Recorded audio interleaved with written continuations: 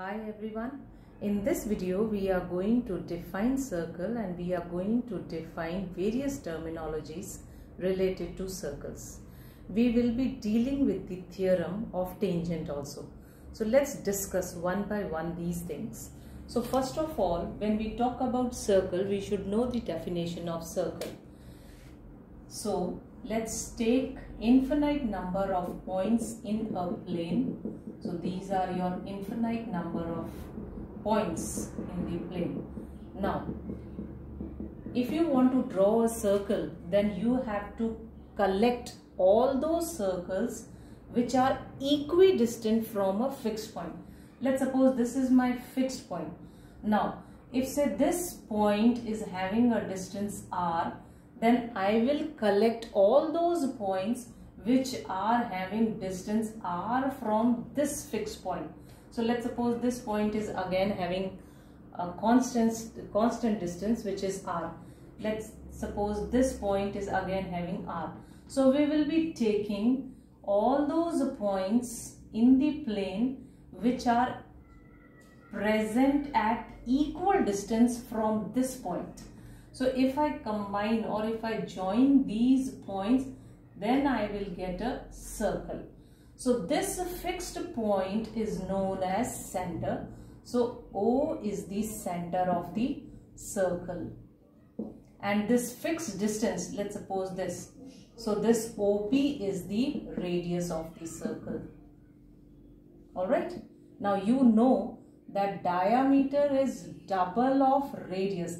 That means if I take this line AP is your diameter.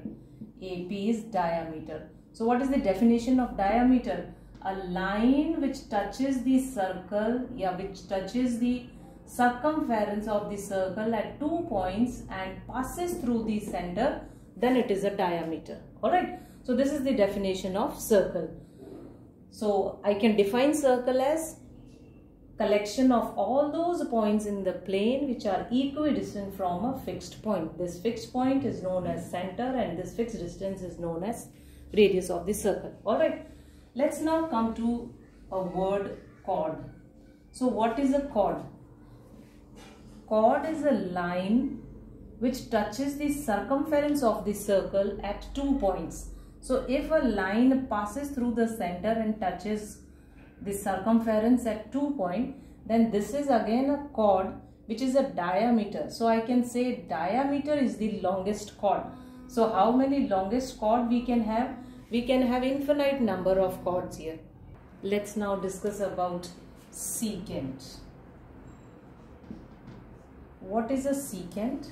A secant is a line which intersects circle at 2 points. That means it just move out of the circle. So chord just touches the circumference of the circle at 2 points, but secant is a line which intersects or cut the circle at 2 points. Alright, so this is your secant. You can have n number of secants in the given circle. Now let's talk about a very important terminology, that is tangent. Now, first of all, you need to understand what is a tangent. So, tangent is a line which touches the circumference of the circle at a point. That means this is the line.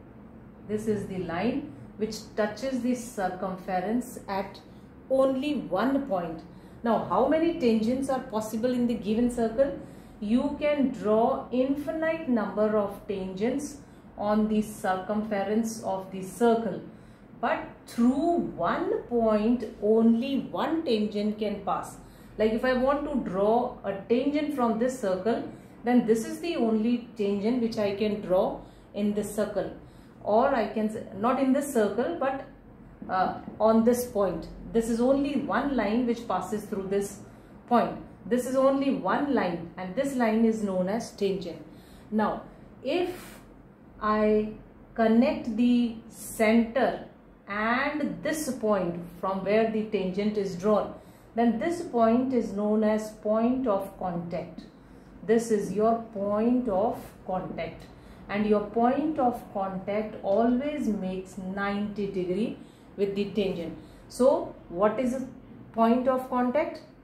Where the tangent and the radius of the circle meets is known as point of contact, and it always makes an angle of 90 degree. Alright, so this thing you have to keep it in mind, that your radius always makes 90 degree at point of contact. Then we have one more theorem.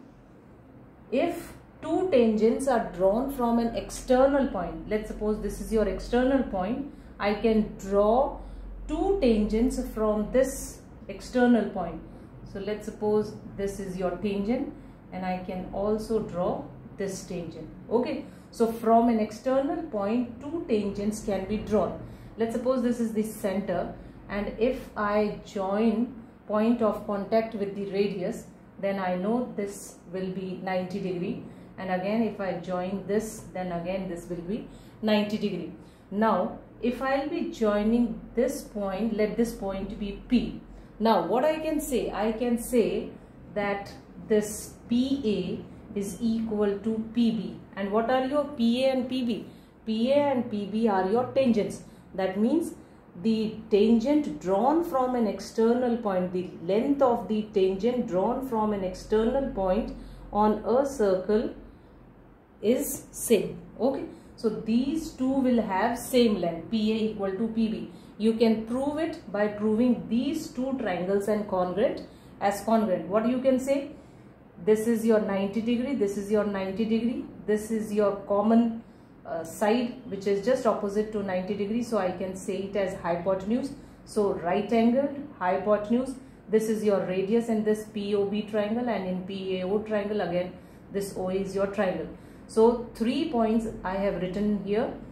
What? One radius is equal, this is your common side, and one 90 degree. That means by RHS criteria these two triangles are equal, hence I can say PA equal to PB. So this is an important theorem, and which we have proved also just by proving the congruency of these two triangles.